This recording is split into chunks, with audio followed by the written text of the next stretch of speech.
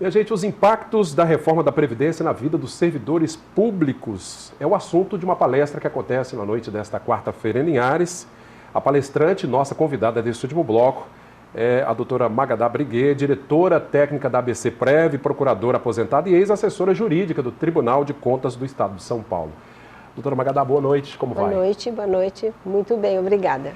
A senhora veio falar de um assunto bastante controverso, obviamente que bem específico, que é em relação ao que mexe, né, que essa reforma que está sendo proposta, ao que mexe na vida dos servidores públicos de modo geral, os regimes próprios espalhados pelo Brasil, né? Sim.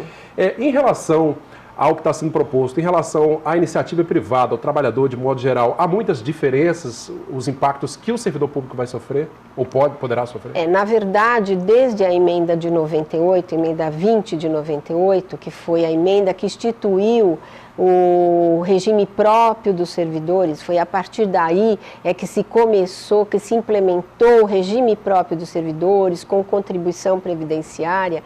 Há um princípio de convergência entre os regimes, de modo que o que se pretende é uniformizar regras do regime próprio dos servidores e do regime geral. Há essa tendência e na emenda, né, nessa emenda constitucional, a proposta de emenda constitucional número 6 de 2019, a gente sente realmente isso, que está se tentando essa convergência no sentido de mesma idade do servidor, mesma idade do trabalhador. Igualar essas regras. Igualar essas regras, de modo, é claro que como o regime próprio tem as suas especificidades, existem normas de transição para os servidores diferentes das previstas para o trabalhador da iniciativa privada assegurado do regime geral. Mas, na verdade, essas especificidades estão aí postas e bastante controversas e bastante polemizadas, porque o regime próprio atinge não só a União, né, servidor federal, como também servidor estadual e servidor municipal. Pois é, exatamente isso que eu ia dizer, porque, assim, está todo um debate, a gente sabe que é diferente o servidor estatutário, né, é uma aposentadoria diferente, mas, enfim, que acaba trazendo um desconforto muito grande também, né? Sim, o servidor público, ele além das regras que existem para a sua aposentadoria e para os demais benefícios da Previdência, ele tem um regime de trabalho diferente. Ele tem um regime estatutário, que é diferente do seletista, ele tem regras próprias, direitos específicos. Então, na verdade, o regime próprio, ele tem essa peculiaridade. Ele lida com um servidor que tem um direito funcional diferente dos trabalhadores da iniciativa privada. Os trabalhadores da iniciativa privada são sujeitos à CLT, que ela é única para todo o país. Os regimes próprios, eles lidam com servidores que têm, no aspecto de Estado, município e a União, o regime estatutário de cada um tem as suas peculiaridades. Sem contar os planos de carreira que são muito diversos. Exatamente, né? Planos de carreira, adicionais que são pagos no município, não são pagos no outro. Então, essas peculiaridades, elas impactam sim a Previdência. Não só no sentido de ter a contribuição sobre essas vantagens, como na hora de fazer o cálculo do benefício previdenciário. Olha aí, tem que acompanhar. A senhora, eu imagino que tem viajado pelo Brasil e conhece a realidade de alguns municípios que têm os regimes próprios. Sim. Como é que está a situação dos municípios por aí? Nós temos 5.500 municípios no Brasil. E desses, mais ou menos 37% tem regime próprio. Certo.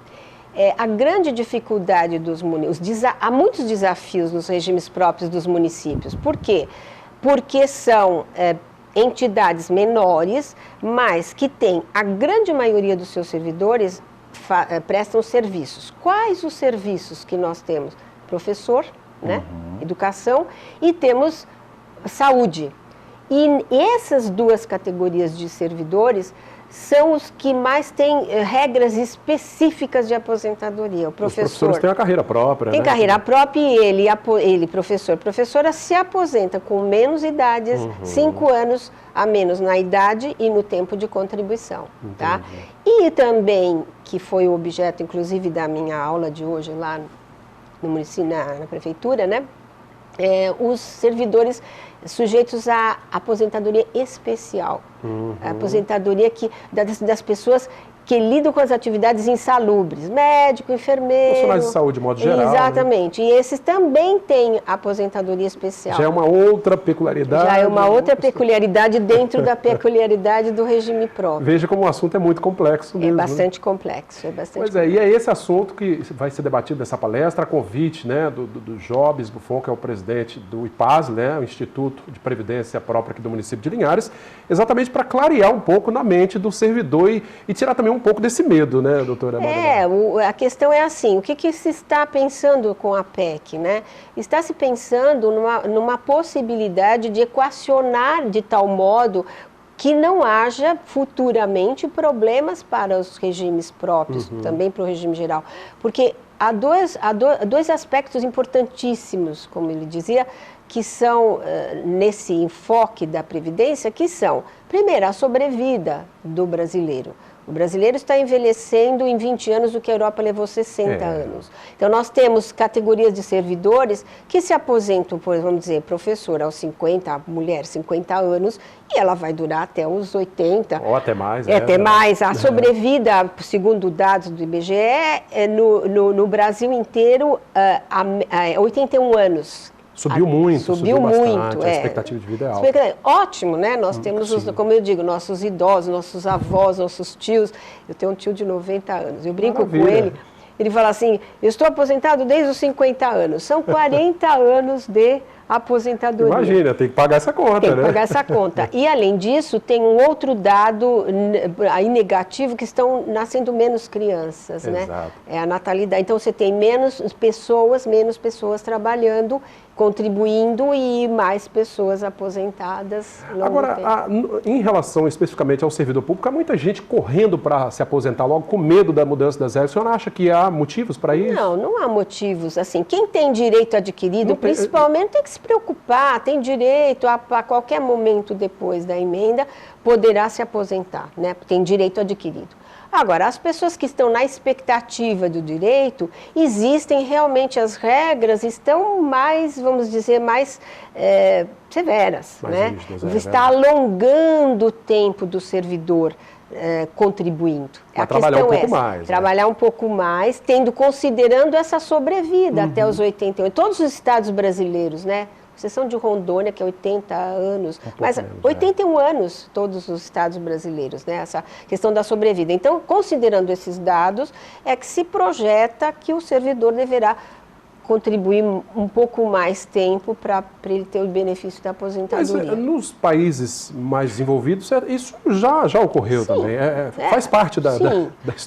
A questão é a idade mínima, né, para se aposentar. Há países que são 70 anos, 65 na grande maioria dos países. Nós, por exemplo, se tem uma ideia, a nossa pensão, por exemplo, a pensão brasileira é a única, é igual jabuticaba, só dá no Brasil, né? Então, a nossa pensão é de uma forma que ela tem crescido assustadoramente e é um benefício previdenciário também. Esse também é um benefício que está bastante alterado na PEC, né? E assim... Pois é, né, gente? E há de se ver que para que isso se sustente, todo esse sistema, né, somos todos nós que contribuímos para que ele exista. Doutora Magda, agora há uma discussão muito grande no Congresso, aí entra aquele embate político, a gente não sabe quem está com a razão, os técnicos, nós temos aí posições favoráveis e contrárias, né, com relação a incluir os regimes dos municípios e de estados logo nessa reforma da União, na reforma federal. Mas há quem diga o contrário. A senhora acha que se deixar para fazer o regime próprio dos municípios, aprovar isso depois, pode trazer um problema maior? Eu acho muito problemático porque nós temos a tradição das nossas constituições, foi sempre no sentido de encarar o servidor público de uma maneira geral, quer ele pertença ao município, ao estado, Distrito Federal, União. Então, as regras para a aposentadoria do servidor sempre estiveram na Constituição. Exato. E elas são de obrigatória observância, né? Existem, inclusive, decisões do Supremo Tribunal Federal nesse sentido. As normas de aposentadoria e toda a parte que se aplica ao servidor público, elas são de obrigatória observância por todos os entes da federação.